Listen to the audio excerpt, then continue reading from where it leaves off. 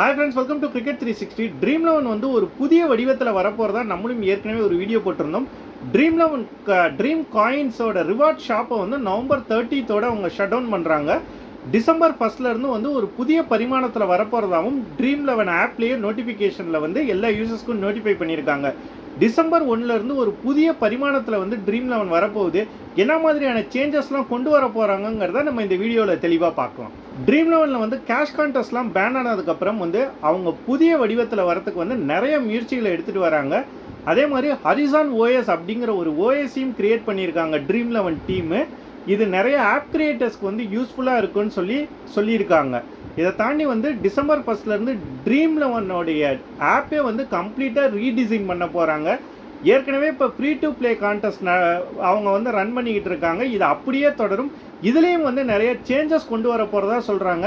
Cash ப்ரைஸஸை தாண்டி வந்து நிறைய ரிவார்ட்ஸும் வந்து ட்ரீம் காயின்ஸும் வந்து இந்த ஃப்ரீ கான்டெஸ்ட்டுக்கும் கிடைக்கிற மாதிரி ஆப்பை ரீடிசைன் பண்ணியிருக்கிறதாவும் வந்து சொல்லப்படுது. இதை தாண்டி பார்த்தீங்கன்னா dream play fully AI based sports analytics வந்து கொண்டு வர போகிறாங்க.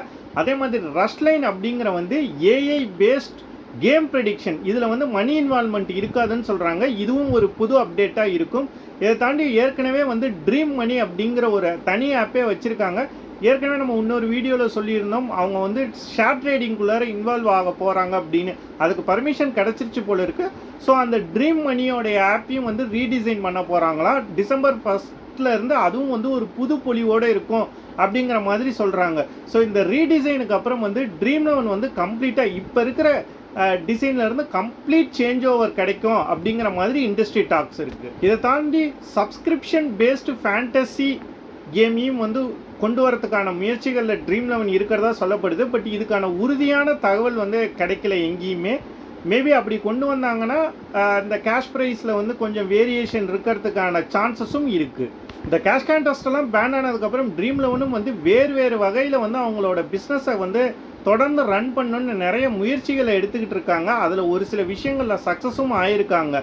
ஃபேன்கோட் மாதிரியான ஆப்ஸ் வந்து Dream 11 கேஷ் கான்டெஸ்ட்டுக்கு அப்புறம் கொஞ்சம் அவங்களுக்கான ரெவன்யூ அப்படிங்கிறது கம்மியாக இருக்குது.